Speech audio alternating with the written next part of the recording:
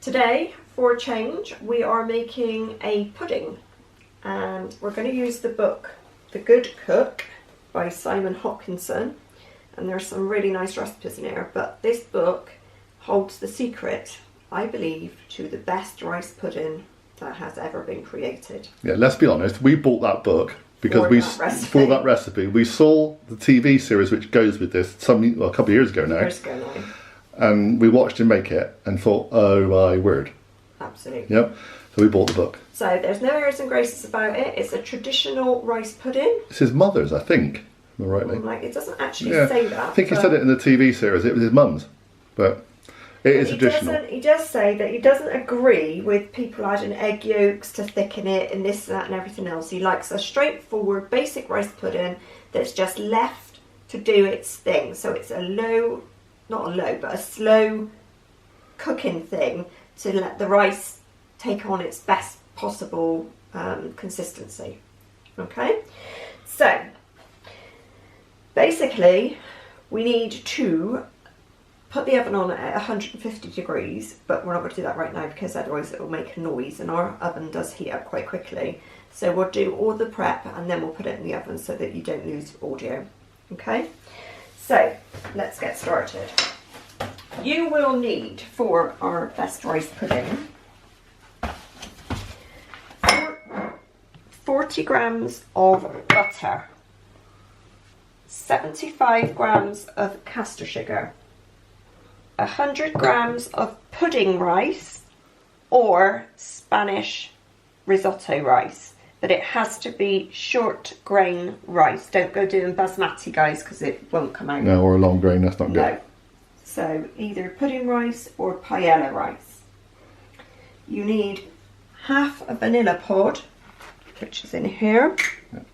Other brands of vanilla pod are available. We just happened to grab this one because we thought we had some, but we found we've got a load of vanilla extract, but not any pods at the moment. So this one, we need half of it. Okay. So there's our vanilla pod. We need a litre of full fat cream milk. Yeah, probably blue milk. Blue milk. No others are suitable. Yeah, you can't make a healthy rice pudding. This is rice pudding. This is proper rice pudding. Then you need 150 mils of double cream. Okay. And a pinch of salt. Yeah, we've obviously measured all this out for speed. And last of all, plenty of grated nutmeg. Now, I'm pretty sure you all know, but this little nut is a nutmeg. And it's very hard, and you need a little grater to grate the nutmeg at the end. So we'll leave those until the end. So, first of all, you need a solid based casserole type dish. This is one of those cast iron ones. You need to be able to put it directly onto your hob. So whether you've got ceramic like me, or induction, or gas, or whatever, your pan needs to be able to go directly onto a heat source. So put the pan on, so warm, and basically you're going to put your butter in, let it melt a bit. The good thing about these cast iron pots are they do warm quite quickly, and then they hold the heat. So again, if you're using a cast iron pot, you may find that yours cooks a little bit quicker than other people's, but please be careful when you're putting things directly onto a hob. Like before, I've tried to do it with Pyrex, and there was just an almighty smash and glass went everywhere. Oh. Right, so the butter's nicely melting, as you can see. Sorry about the smoke. I think we're smoking a bit because I cleaned the oven before, or I cleaned the hob before. Right, there we go. Now, into your butter, you put your sugar. It is caster sugar. And then you give that a good whirl round.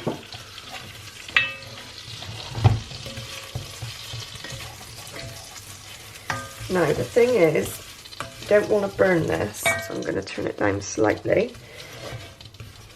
But you let the butter and the sugar melt together a bit until it gets sort of caramelise-y, but you're not trying to make it into a caramel, so it doesn't need to go brown.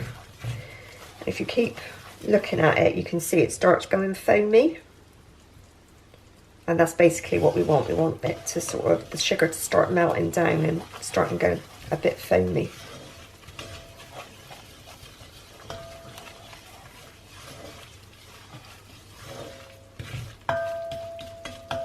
Okay, I think we're almost there.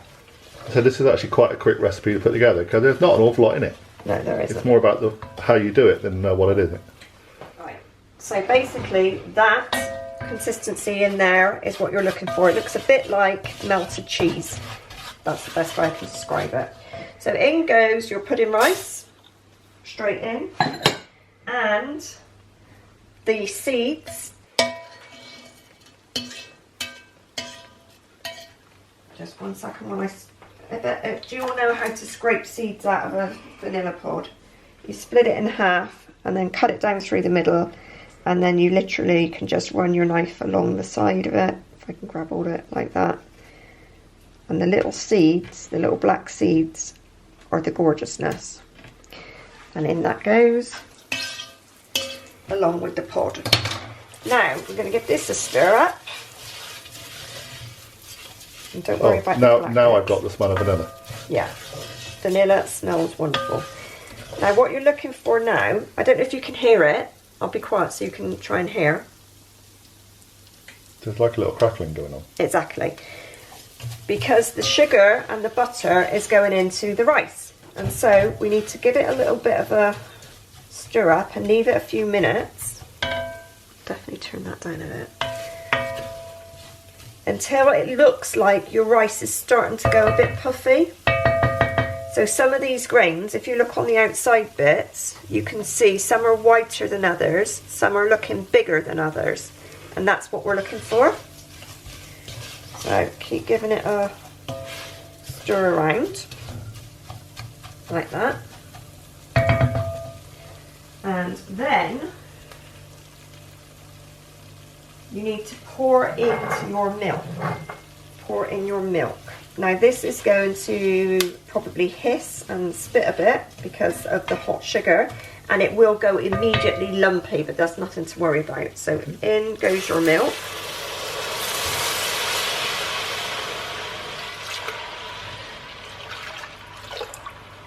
Now I did say, because we haven't done this recipe for a while, that when you were doing the ingredients, that just seemed so little rice. Yeah, all you needed was 100 grams. And there seems to be an awful lot of fluid to go with it, but believe me, it works. Now, you can't see, but see there are some lumpy bits in there, which is where the sugar has just got very cold because of the milk. So now we're going to bring this back to a bit of a simmer. So we'll come back to you in a second because I'm pretty sure you don't want to watch milk warm. So, welcome back. Don't worry about the bits of plant material you can see, that's just a vanilla pod, which we will remove eventually. So, as you can see, the milk's starting to simmer. So all you do next is you pour in your 150 grams of double cream. In it goes. Give that a stir. And a pinch of salt.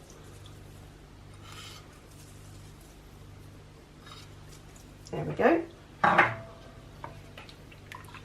then you give it a stir and you're going to bring it back to a nice gentle simmer. And that basically is about it. I'm just going to scoot past you to put the oven on because we're getting to that point. Okay, so it's nearly there again. It's coming back to the simmer. Right. Now basically, you have just made a rice pudding. because all you need to do now is give it one last stir. You're not going to stir this again now. You're going to leave it alone? You're going to leave it alone and let it do its business. Do you take out the vanilla pod now? We can take out the poddy bit, obviously. There's no need to because it's a big bit, so I'd be tempted to leave it. Leave it. I think the longer it's in, the more flavour you get. It's going to be. Yep. Right, so this is now at a nice temperature, simmering temperature. So I'm going to give it one last stir all around to make sure nothing's sticking, and it's not. I'm going to turn that off, and then you get your nutmeg and you grate a good amount over your rice pudding. Obviously, I guess it's to taste, but that makes a really lovely thing with rice pudding. They recommend at least a third of a nutmeg. So, there we go. If you look, there's probably half of a nutmeg gone there. And that's what it looks like inside. Okay. So that, now, as it is going to go straight into the oven. No lid, just as it is. Just exactly as it is. The temperature in the oven is only, sorry, in your face. The temperature in the oven is only 150 degrees, so it's a slow bubble, if you like. And you leave it in there for between 60 and 90 minutes. Yeah, it's a long time. What will happen in that time, obviously the rice will swell and get nice and soft, and you will get a nice, some people hate this, but you will get a nice wobbly skin on the top. If you don't like skin from like school custard and things like that, you can just scrape it away. But yeah, but you lose all the nutmeg if you do that. You will end up with a lovely golden brown top with nutmeg on, and it will have a wobble. If, when you put your pudding into the oven, it starts browning too quickly on top, you can put a piece of foil just loosely over it to protect it a bit. But you need to be leaving this in your oven for a good hour, an hour and a half. More like an hour and a half. Yeah, depending on how obviously efficient your oven is. So I'm going to put this in the oven, and we'll come back in an hour, hour and a half when it's done, and we'll show you what yummy it is.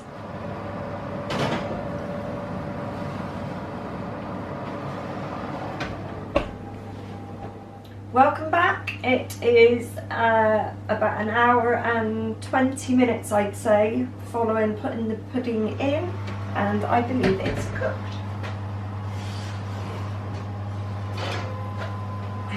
It's incredibly hot. So as you can see, we have a skin on the top. You can also see how much it's not evaporated but soaked up. The rice is soaked up the liquid. You can see how much it's shrunken down, and it's such a shame you don't have smelly vision. It smells great, doesn't it? Actually, it smells fantastic. Thing is, we know it's going to taste good because we've done this recipe a lot of times. I can see a piece of vanilla pod there, which obviously I won't serve up to anyone. We can take that out. Yep. Would you like me to serve up a portion into a little bowl? So yeah, pop some in a bowl. Go on, why not? Yeah. Okay, let me grab a bowl. You knew I was going to say that. It'll be too hot to taste. I mean, it'd just be like molten at the moment. But you know, sometimes you have to try these things, don't you? I just want you to really see what the consistency of it is. Okay, so my question for everybody is, what do you have with rice pudding? Do you have jam or chocolate sauce or nothing, or just sprinkle a bit of sugar on it, or what?